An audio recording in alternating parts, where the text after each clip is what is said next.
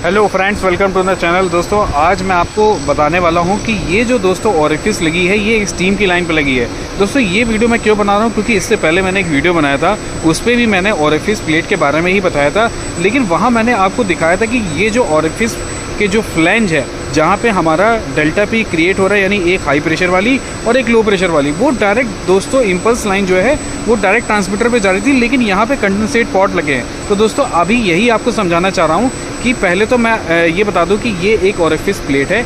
Orifice plate क्या करती है, एक डेल्टा पी क्रिएट करती है, यानी इनलेट में जो प्रेशर आ रहा है उससे प्रेशर को रिड्यूस करके आउटलेट साइड में प्रोड्यूस करती है, जिससे प्रेशर डिफरेंस क्रिएट होता है। और प्रेशर डिफरेंस जो होता है वो फ्लो के इक्विवेलेंट होता है, मतलब अगर ज़्यादा फ्लो हो जाएगा तो हाई डेल्टा पी क्रिएट होगा, कम फ्लो चल रहा होगा तो थोड़ा कम डेल्टा पी क्रिएट होगा।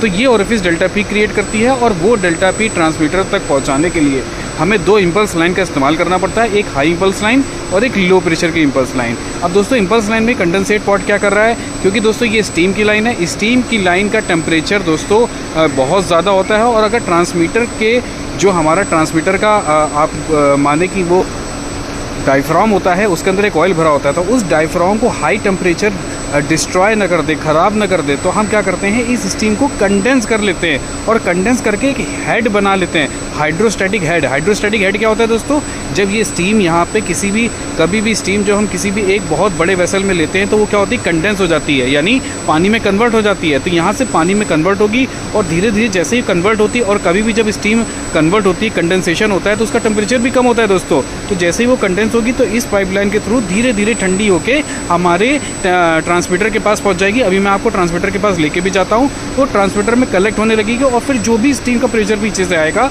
वो इस पे भरे हुए पानी के पीछे प्रेशर लगाएगा। दोस्तों अगर आप चाहते हैं कि मैं आपको फ्लो नोज़ल के भी वीडियो लाके दिखाऊं कि उसका कंस्ट्रक्शन कैसा होता है, कैसा उसका रिक्वायरमेंट वर्किंग प्रिंसिपल होता है, तो फ्लो नोज़ल दोस्तों कमेंट कर देना, तो मैं फ्लो नोज़ल का भी वीडियो आपको लाके दिखाऊंगा, कैसे उसका कंस्ट्रक्शन होता है वो भी दिखाऊंगा। तो अब इसके बाद हम चलते हैं ट्रांसमीटर में। तो ट्रांसमीटर में ये दोनों जो हमारी इम्पल्स लाइन है हाई प्रेशर और लो प्रेशर की, ये उस पर जाके लग रही हैं वाया मैनीफोल्ड। दोस्तों अब हम आ गए ट्रांसमीटर पे ये दोनों इम्पल्स लाइन ऊपर से आ गई है, ये लगा है हमारा मैनीफोल्ड। तो मैनीफोल्ड में ये 3 वे मैनीफोल्ड है, तो 3 वे मैनीफोल्ड के थ्रू हमारे इस ट्रांसमीटर में वैल्यू जा रही है।